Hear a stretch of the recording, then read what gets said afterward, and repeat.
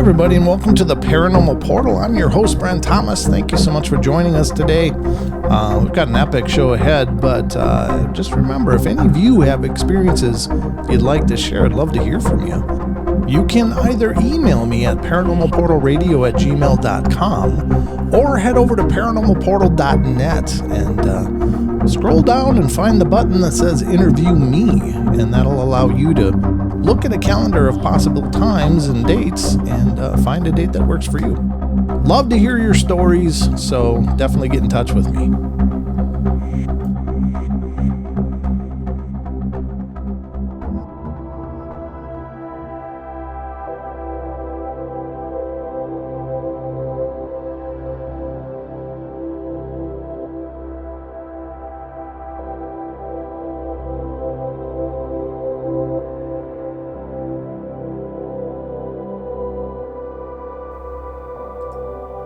Hey everybody, and welcome to the Paranormal Portal podcast. I'm your host, Brent Thomas, as we dive into another episode of the strange and unusual, wonderful and unknown.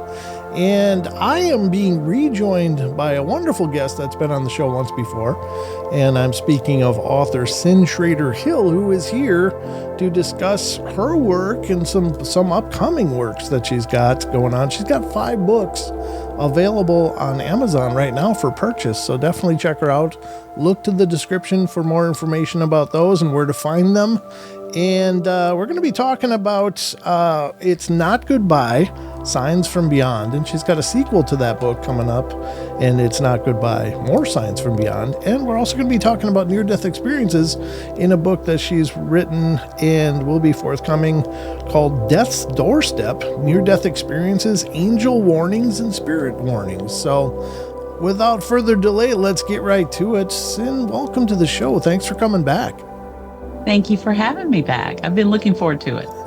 As have I. You know, I always offer people to come back, but it's nice when people take me up on it too. It's like, well, I didn't scare her off. All right. No. So talk to me about these books, first of all. Specifically, It's Not Goodbye, Signs from Beyond. Let's start there. What is the premise of this book? It is signs from our loved ones that have passed. And that can be anything from the cardinals that you look out and see at the bird feeder to butterflies, dragonflies, a smell of cologne or perfume, a favorite song that is always playing on the radio. It can be a picture that just pops up out of nowhere on your floor. Where did that come from? It can be signs where they actually show up in your dreams or visions. They can also be apparitions, so it's just any sign that we get from our loved one. And a lot of times people say, well, how do you know that's who it is? Well, you don't, but if somebody pops into your head immediately, that's usually a sign of who it is. So just go with that and just know that they are still with us. They can pop in when they want to. And they do pop in a lot when we actually need them and feel like we are lost or, we're so down about something or so stressed out. And that's a lot of times when we get signs. That's really cool. And, I as a host, sometimes I get people reaching out to me that are really struggling with the loss of somebody they love. And I have, of course, lost several loved ones through the years. And I'm always marveling. Now, for me personally, one of the experiences that I seem to have more consistently than others is the dream visitations, which are incredibly lucid and real and incredibly healing. And I know that skeptics may say, well, that's just a subconscious projection from a grieving mind so you can have closure or whatever, but they just seem even more real than me sitting here doing this show. Do you think that in your experience, in your research, have you come to a conclusion that a lot of times they do try to give us signals and signs for those that love us? Absolutely. And specifically in dreams, we are at our most vulnerable. We are the most open, and that is when it's easiest for them to connect with us. Their energy, it's pure energy. So it's easy for them to, because our walls are down, to come into our psyche, our dream, and speak to us. And that's why when people have these dreams of visitation of their loved ones, they are so clear. They can remember there was a song playing in the background. They can name the song. They can name what the person had on. They can tell you what was baking in the oven. It's so clear. Right. And in a normal dream, they're so spastic and they're just everywhere. And you wake up going, what was that? But a visitation dream is just the opposite. You know exactly what happened. And when you tell it, you can name everything from start to finish just about. And if someone asks you a year from now, you can still remember that dream. Yeah. You can still remember it. That's a visitation. That's a special thing. I think that's a good distinction too, the recall. Because in all of mine, they weren't necessarily all long dreams, but they were very potent. And just like you said, I could explain, the signs, the smells, the look, and even the contact with my loved ones and feeling them and smelling them as I'm embracing and things like that.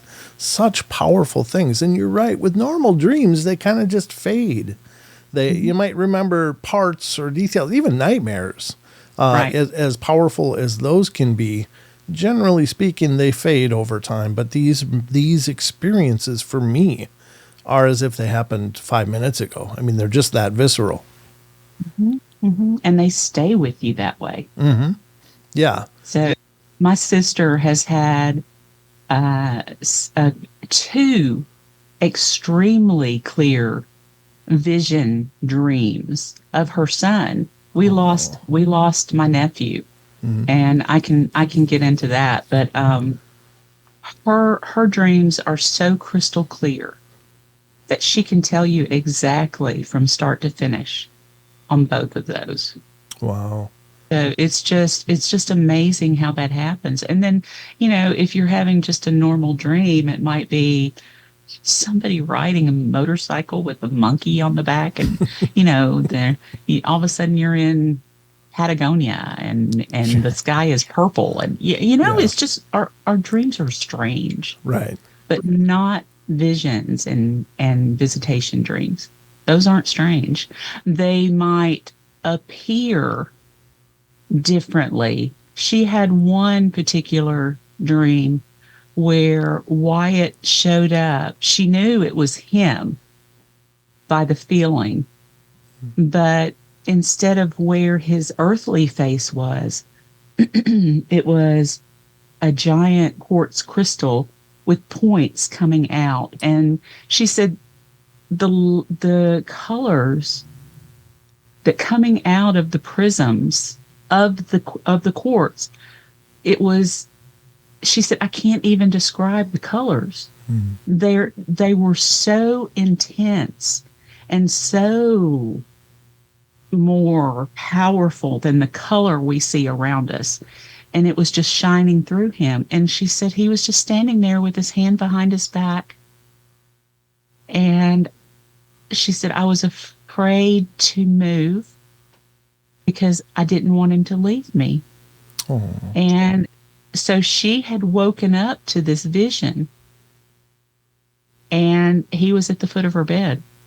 So she had dreamed, woken up, and he was there. Oh. So, I mean, and that's when she said, I couldn't breathe. I didn't want to blink my eyes. And she said he stood there long enough that everything was it was pure love. And she said, God, I miss that kid, but He was there. He was there.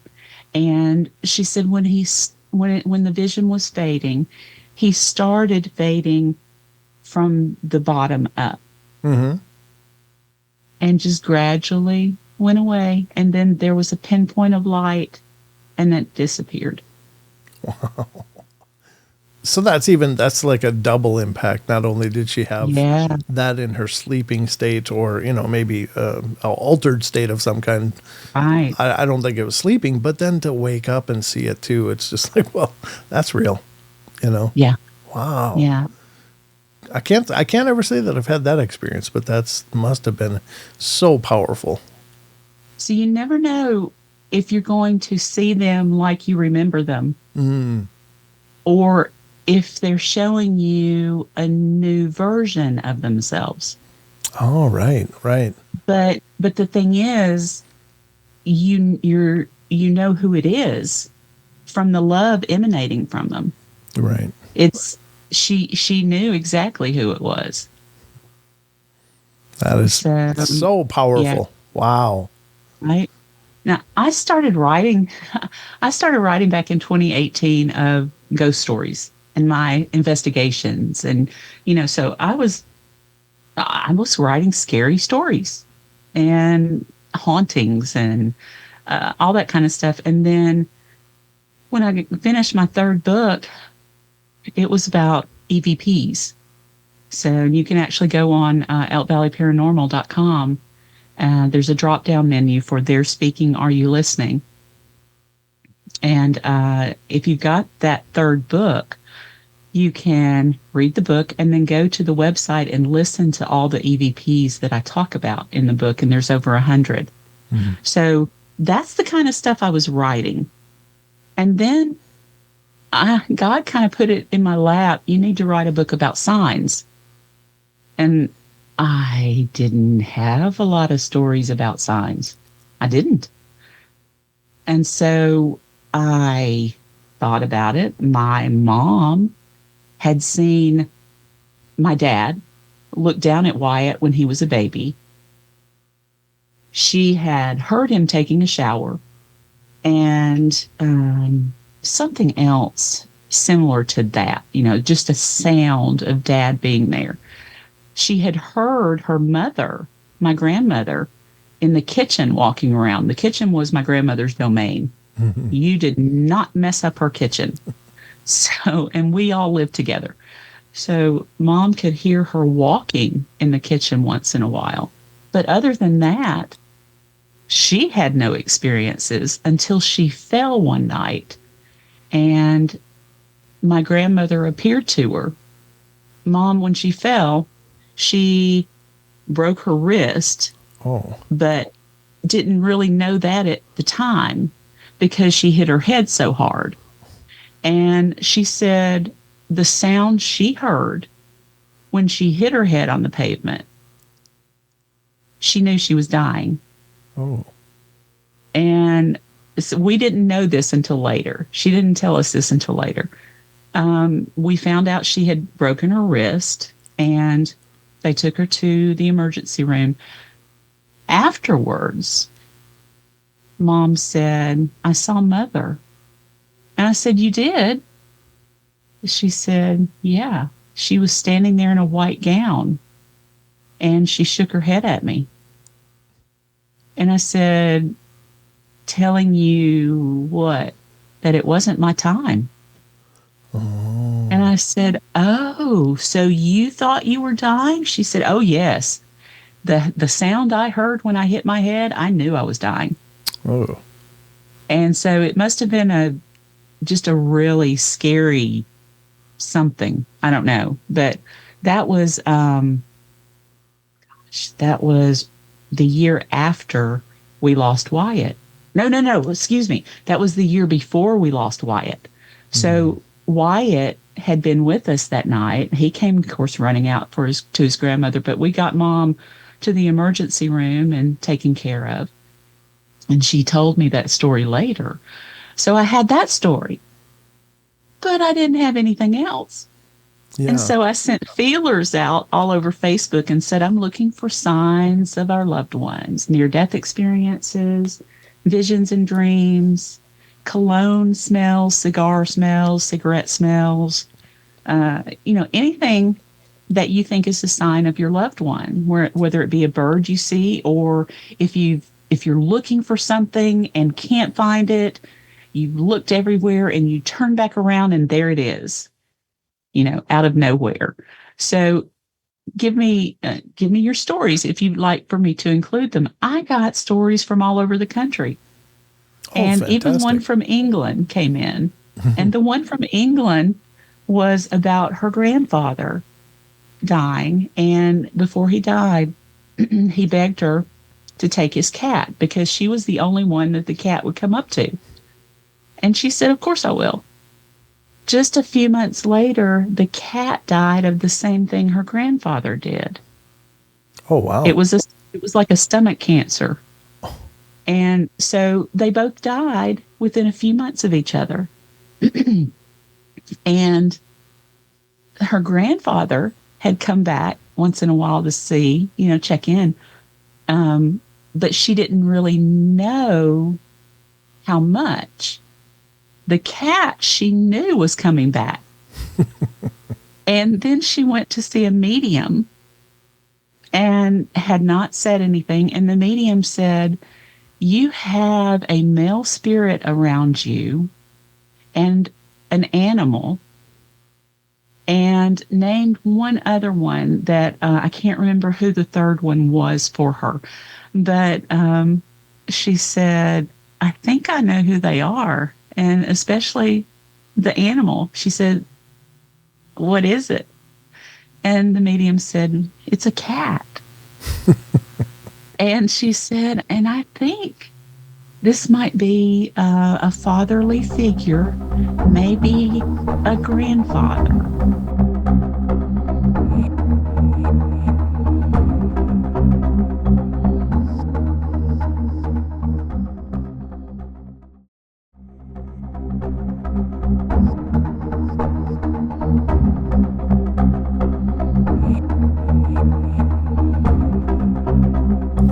So she got her validation that, yeah, they'd been checking on her.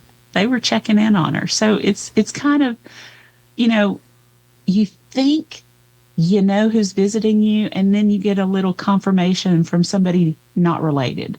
Mm-hmm. Whether or not you believe in psychics and mediums, it doesn't matter what you think, but the person going to this person, if they believe, unless it's in a harmful intent, why take that away from them? Yeah. Right. Yeah. Yeah, I think that's very powerful. Yeah. Yeah. Have you, and I don't know the scope and breadth of reports that you've got, but do you get a lot of reports from people who have lost pets but still find that they're lingering around? Yeah, I've had, there's a couple that have written that have said, I've actually reached down to pet this cat. And it's that real. They see a cat walking into the room. They're talking to somebody. One of my friends was visiting her mother, and her mother had lost her cat. And they were talking, so they were involved in the conversation, not about their surroundings. I believe they were in her mother's kitchen. And Joanne said that she saw a cat out of the corner of her eye, and she reached down to pet it. And then, wait a minute. And her mother said, did you see my cat? Oh, neat. She said, what did you just say? Did you see my cat? And she said, I think I did. So there's several dogs that have come back to visit people, whether they, pop in as a little vision real quick and then go away, shadows down the hallway, even little nail clicks on the floor. Oh, sure. Okay. Everything. Anything and everything you can imagine from signs Yep. of a loved one. And really, to a lot of us, our pets are our babies. Yes. Yep. They're family. They're family too.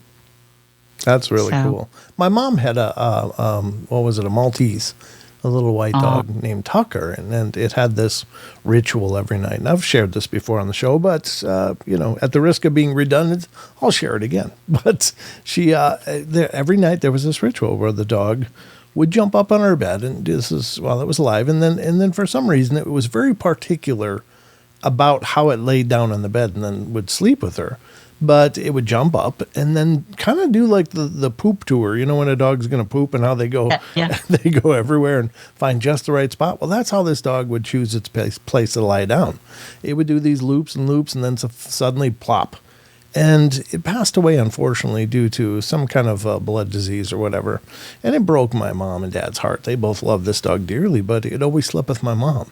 But my mom says to this day, every once in a while, she'd be laying in bed and feel those little footsteps doing the circles around and then plop. So, I believe her. Yeah, I do too. I think it's a beautiful I honestly thing. believe her. Yeah. Oh, that's wonderful. And it's nice to know that they might be, holding vigil around us as they did in life. I think that's a beautiful gesture anyway. While I was writing this book, gathering all these stories, 2020 hit. Oh. And, all hell broke loose. So I lost my motivation along with everybody else. Didn't get it back the next year. So this science book was just kind of waiting for me to get back to it. 2022, a friend of mine asked, well, how's the book going? I said, it's not. I can't get my motivation back. And she said, when were you supposed to get it out? Oh, Easter of 2020. And she said, well, then let's see, you passed Easter 21.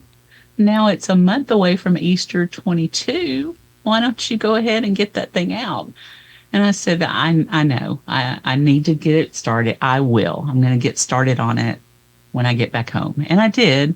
And she gave me the little kick I needed. So I banged out, it was 17 stories in the next week and a half. Boom, boom, boom, boom, boom, boom, boom. Nice. And now these are short stories, and some shorter than some are just a page. Some, and these are the stories that people had sent me that I was editing to put into the book. So I got 17 of those things done. And then we had what you never want to happen. So Wyatt was my mini-me. Wyatt was my nephew. He had just turned, he was 19 and a half. And he was going to college. He was working 2 jobs. It was him and his mom. He would do the things with me that my husband didn't care for, like ghost hunting and murder mysteries and, going to Olive Garden or something like that. And just Greg's a steak and potatoes guy. I don't want no Olive Garden. Noodles, what? Yeah. So Wyatt would call me up and say, Aunt Cindy, I'm thinking about Olive Garden. What are you thinking about? And I said, well, Olive Garden now. Let's go. So, he's just a cute guy. We just love doing stuff together. And I had started training him to be my videographer for Elk Valley Paranormal. So he was going on different locations with us, and he was learning. And was teaching him different camera things. My co-founder, Sean, was teaching him how different ways to investigate as well. And one thing Sean always says when we're talking to spirit, if you can get as close to that red dot as you can and speak as loud as you can, we'll hopefully be able to hear you later, So Wyatt was learning all of this stuff. And he was my sister's only child. He was the only grandchild. He would do anything for anybody. Talented kid. He would warm up to play the Star Spangled Banner with Metallica. That was his warm up. Nice. Yeah, he's great. Uh-huh. And just a cutie. He died in a motorcycle accident. I'm so sorry. And it was right around lunchtime. he was on his way to work, one of his jobs. And he had just texted his mom that he wouldn't be able to go with her to one of her doctor visits. And all he said, she asked him if he was going, and he said, "Sadly, no, I must work." So he had the drama from me. He got that drama from me. Sadly, no, I must work. Sure. That, and so anyway, he died soon after, and it was one of the most devastating things I have ever heard of and been through. Yeah. Susan had been told when she was 16 she'd never have a child. Oh. She could get pregnant probably, but she'd never carry a child to term. She had 5 miscarriages. Oh. And Wyatt stuck. And we got to keep Wyatt for 19 and a half years. It was right after he died that he started showing up to his mom. And I tell you, from day one, he was doing different things. And for several months after his funeral, he was turning on one of his lights in his bedroom. There were 2. And she had I guess it was the Friday after the funeral, she had decided to shut his door and turn his lights off. And that way, when she needed to be close to him and smell him, she could just walk into his room as he had left it and be able to smell her child. Mm-hmm. And so the first night she did that, she came back through for a glass of water, and the dog and the cat were sitting right in front of his door, just sitting there. And she thought, what in the world? Okay, yeah, it's because I closed his door, but what in the world? And as she got closer, she noticed the light coming from underneath the door. And she opened it back up, and his light was back on. And she said, "Okay, baby, I'm sorry. I'll leave it on for a while." And, Wow. that kind of thing. So Yeah. that started, and he would turn his light on for months and months. She would close his door just to see if he'd open it again. It was one of the ones that you'd kind of have to wrestle to and open, and you would hear it. It was very noticeable when he opened and closed that door. Wow. But when he would do it there, you'd never hear it.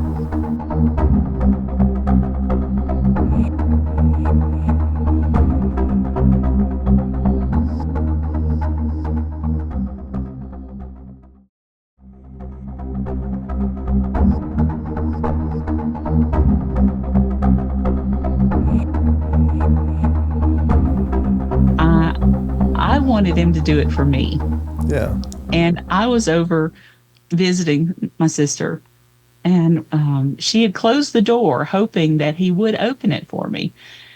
And I said, "Oh, got his door closed." And she said, "Yeah, I'm hoping. I said, "Yeah, me too. So we sat down and started talking, and we were just gabbing, catching up. And as I talk, I look around, and I talk with my hands. I'm just always dynamic. We've got, I've got to get the stress at the right place, and, that kind of thing. Yeah. And so as I was talking, I turned to look, and I thought, something's different. And I looked back, and I kept looking, and I said, his door's open. Oh, neat. And she said, "Oh, good, he did it for you." Never heard it. Never heard it. It was wide open. Oh. And so one night, let's see, February 23rd, 23, she was telling me something that he had done, and that she had gotten some divine intervention about something going on at the house. And so I was recording it. And it's one of those things that you're so close to somebody, it's hard to hear. Even if it's a good story, it's just hard. Yeah. And I couldn't, every time we talk about it, I'd be crying and she'd be crying and go home and just be so sad that we didn't have him with us. And I was beside myself. He'd showed up to my mother, he'd showed up to my sister, and I hadn't gotten to see my Wyatt yet. And so I was like, Wyatt, other than the door opening. Sure. Okay, I was happy about that. But then on this February 23, now he died on April 6th, so we got a angelversary coming up. And on April 23, after that first, not even a year yet, she was telling me this story. So it was so intense, I had to wait a while to transcribe it. I couldn't. So a month or so later, I got it back out and I was listening to it. 6 minutes and 42 seconds in, Wyatt talks to me. Oh, really? I have an EVP of Wyatt talking to me, and it is the clearest, the loudest EVP I've ever heard. Surely much better than any I've ever gotten before. But it's so clear that most people won't believe it's Wyatt. I've had some people say, how'd you record it? It was on my phone. I was just recording on my phone. Okay, well, that can cause all kinds of problems right there on the phone. Okay, yes, but this was months after he died. Oh, you could have had something around the apartment that he was saying.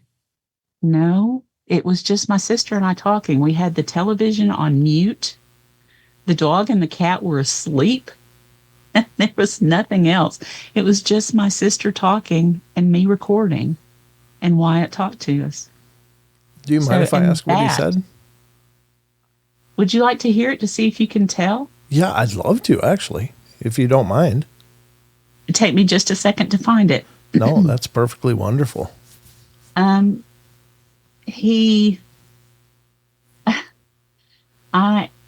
I heard it, I stopped.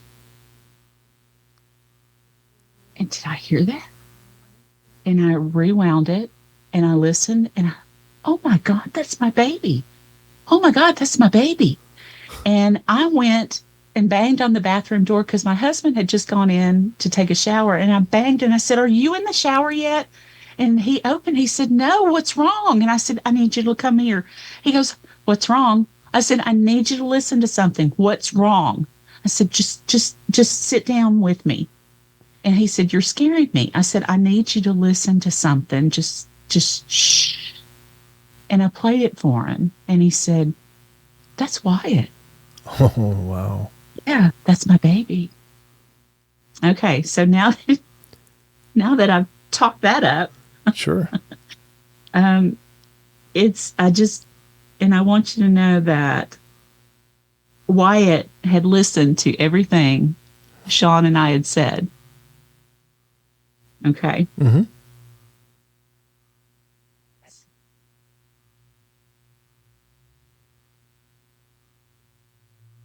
Okay, you're going to hear my sister speaking. And I said, "Yeah." And then he said, you hear that? Then he said, Okay. I'm going to back it up again. Okay. So my sister's speaking. Mm-hmm. I'm listening. There are two little taps that we didn't hear at the time. Okay. And then there's Wyatt. Here it is again. Okay. And I said, yeah. And then he said, you hear that? Then he said, Did you hear that? That's my baby. Oh my gosh. Wow. Did you hear that? You want to hear it one more time? Please. Yeah, that's phenomenal. you know. And I said, yeah. And then he said, you hear that? Then he said, That is amazing. He got really close to that red dot. Did you hear that? Yeah. Yeah. So and the thing is, he's grinning when he's saying it. yeah, you can hear the smile, can't you? You hear the smile, and he did those little taps. Oh, neat. Could you hear the little taps? Yes, I heard one of them for sure. Yeah. There's two. And then he said, did you hear that? Wow. That's my baby. And yeah. I know that was the sign he wanted me to have because he knew I worked with EVPs. Why wasn't I already looking for that? Right. You know, if I just thought, he knows I work with EVPs. Mm-hmm. Now, I haven't found anything else that he's said, but I'm still listening for him. Well, I was going to make a mention to you because as we've been recording, I swear I've heard another voice come in a few times, and I'm it's just my wife and I, and she's all the way in a different part of the house. I know I heard some voice, and I'm not sure if it'll be on the recording or not, but I hope that I hope so. I hope you'll listen back to this episode after it goes absolutely. live and listen Absolutely. for yourself. But I know on a couple of occasions now, and ladies and gentlemen, those of you listening, let me know if you're hearing anything throughout the course of this recording. But there's been a couple times now throughout recording this episode that I've heard strange voice that wasn't Sin and it wasn't myself. And if you watch the video portion of this, you can see when we're talking and when we're not. But yeah, there's been a couple of anomalies so far that I've picked up. Awesome. Oh, I hope it comes across. Yeah, I hope That would so be too. amazing. I hope it does, because sometimes, of course, you being involved in research as well, sometimes you'll hear things, but they won't be recorded. It's like some other auditory phenomena. But I work with several other show creators, and it does happen during the course of these shows once in a while. We'll get anomalous voices that don't make sense, and so it could very well be Wyatt coming through and just being here with us. Might be because I'm talking about him. Yeah, exactly.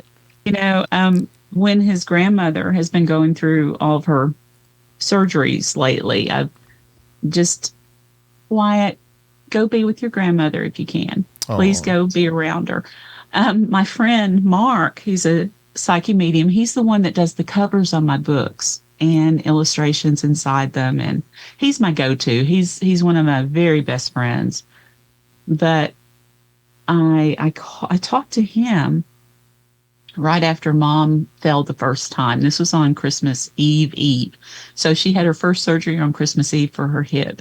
Mm-hmm. And I talked to Mark, and he said, hang on. He said, well, she's got somebody with her. He said, there's a woman and a male. He said, I've seen that woman before. And I said, is it her mother? He said, I think it is. He said, wait a minute. He said, it's the cis person. I said, that's my grandmother. Yeah, that's her mother. And he said, and Wyatt's with her. Oh, I said, see, he loved his Nana. Yeah, that's really cool. Mm-hmm. Wow. Mm-hmm. So, and again, a lot of people don't believe in psychics and mediums, and that's okay. Mm-hmm. You've got to go with what you believe in. Mm-hmm. But you also don't need to tear down someone else if they truly, truly believe, and that's what they need at that moment. Sure. Now, unless you know that the medium that they're going to see is a charlatan. Then kind of find them a good one. Yeah, well, I think that's part of the problem is that there's some people waving that flag of psychic and no, I do believe that everybody has a measure of psychic awareness. Some people more pronounced than others, but it's not unique to any one person. But there's a lot of people flying that flag that probably shouldn't be. And I think that's where it makes it a little harder for some people to subscribe to, because maybe they've had experiences with that kind, and that's unfortunate. It is unfortunate, and it's an easy way for some people to make money. Yes. And they use leading questions, and the person going to see them answers those leading questions and continues to answer so that they make the story around what they're finding out about that person. Yeah. And I mean, some have it down to an art form. Oh, yeah. Unfortunately. Yeah. Yeah. But then you have some that are really, truly gifted. Mm-hmm. And Mark is one of these. He's actually started I introduced him to a couple of my friends. Eric Freeman Sims has the Night House he just bought as his retirement income. So it's a haunted location in Hopkinsville, Kentucky. And we did the first ghost hunt there. We had our first public ghost hunt there in January. And then it's coming up on a year that he's had it. And we're having our second public ghost tour April the 12th. So that's fun. But before we had any of that, I got Mark to do a remote. And he drew Mark's in Florida now. Mm-hmm. So what he does, without knowing anything about a location, he'll draw in a sketch, like a boxy sketch, and say your energy points here. This is where you might find a little blood trauma where somebody died. Possibly you might not see a blood spot, but that's where someone died. That person might still be there. Things like that. So once we got that, we actually had him, Eric called him on his phone, and Mark took him through the house. And Eric would go, okay, here we're going upstairs. This is another level. It's strangest put together house you've ever seen in your life. It was built 18 something, and it started in one style, and then the next owners added it and made it into a different style. So it's got 5 levels. Oh, wow. This and you're looking outside, and it looks like a 2-story house with a basement. It's got 5 levels in it. It's crazy. It's a crazy mishmash. Yeah. And it's a really cool house. So Mark was taking him around, and he would go, okay, take a step to your left. And he guided, and he go, now go up just about 10 inches. There's your energy spot right there. Oh. And, just that one. So I introduced him to my other friend, Austin Lawrence. And Austin is getting together a documentary series. And so Mark has been his remote person. And Mark has been drawing who is there and what is there, and telling him where to look. And if you look at this particular spot, you're going to see this. He's told him, look for, there's a bullseye on a double door. And, Austin and his girlfriend looked at each other like, what? And so they get to the location. They're doing their walkthrough. Mm-hmm. They don't see a bullseye anywhere. They're walking through. They're getting ready to leave. They come back. There is a bullseye on this double door. They're like, that's pretty how intense. did he know that? Yeah. How does he even know? He can astral project himself and be there. So he's found that doing these remotes with Austin through phone and computer, that the spirits of the location can connect with him easier because it's more of a frequency situation. he's coming through more now as frequency, and they meet him as frequency. So it's been a wild ride for the last few months. That sounds so fascinating. It's Yeah. all of this stuff is so incredible, and I've been doing this for several years now, but I never get tired of hearing new experiences, hearing new encounters, hearing people talk about this stuff, and it continues to really blow me away. Even though I've been at it for since 2016, I've been doing these shows, and I've been interested in it, all of this stuff for decades. But it's still something that I think it's incredibly profound and important, and maybe holds a lot of significance in us understanding how big this is, and how big we are in our role in it. And I think what you're doing is so incredible. And unfortunately, we're running out of time, so you're going to have to come back, and we're going to have to discuss the near-death experience book specifically, because I just got lost on these signs, and I think it's incredible. I'm sorry. No, don't be. I think it was fascinating, and thank you so much for sharing that EVP. That was truly profound. And I just want you to be able to take a few minutes and let people know where to find your books, how to keep in touch with you. If anybody wants to reach out with you, how should they do that? Sure. Send Shrader Hill author on Facebook. Elk Valley Paranormal. Elk Valley Paranormal is also on Facebook. Okay. I'm on Instagram. I'm on TikTok. I'm on all of these, And if you have a story for me that you would like for me to consider for a book, you can send it to sendshraderhillauthor@gmail.com. I'd be happy to include it for the Signs book, and the one that's coming out for the sequel, More Signs. I put a memorial section at the end of each story if you like. So if your story is about your Uncle Andrew who passed, whatever, we can do in memory of Uncle Andrew, or you can have in memory of his full name from what's on the tombstone, what you knew him as, his birth and death dates, or just the name. I've even done that for the animals too. So anybody, I've had one that put down 2021. Okay, that's fine. And for Tucker or Sure. whatever. And so there's each story, there's only a couple that don't have the memorial. And it's just something else to honor your loved one. One more little thing to honor your loved one. And I had so many near-death experiences this time getting my sequel together that's why I decided to split the book.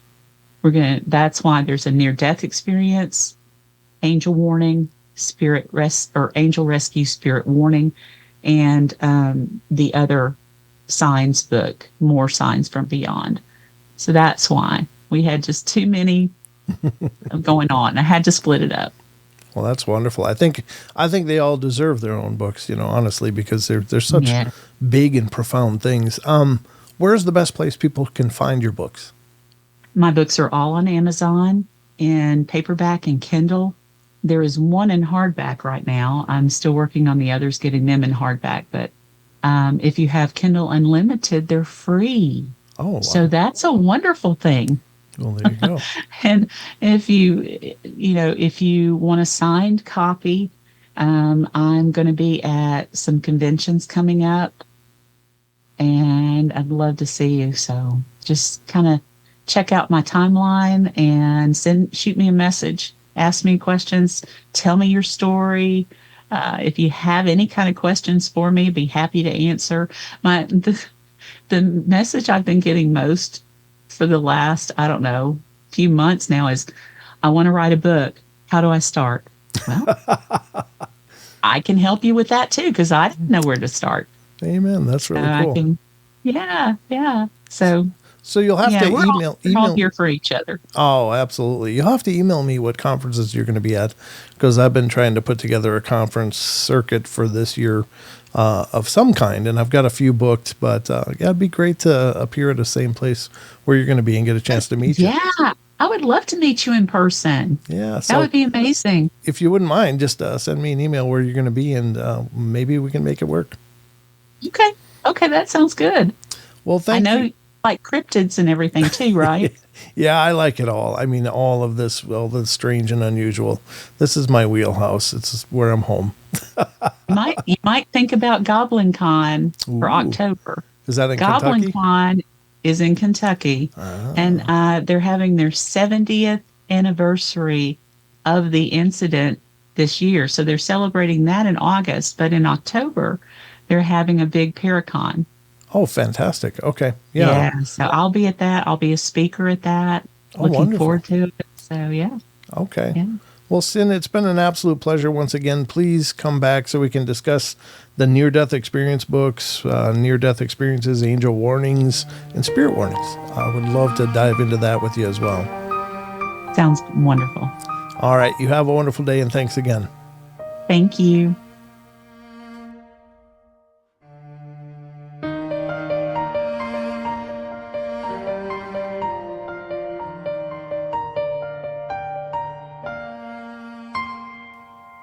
All right, everybody, that's going to wrap it up for us today. So hope you guys enjoyed the show, and thank you again so much for all your love and support. And remember, if you want to follow the Paranormal Portal, probably the easiest way is to head over to paranormalportal.net. And that's the homepage for the Paranormal Portal. And you'll find links to all of our different social media and sites and information about the shows, including our YouTube channel, which is youtube.com/paranormalportal.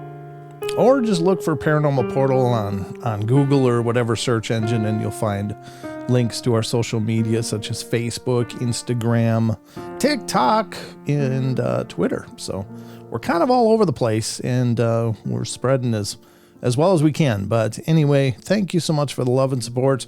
Y'all take care, and remember, we love y'all. Be good, be kind, be nice. Take care of each other, help each other out, find the magic in every day, and remember to laugh as much as you can. Until next time.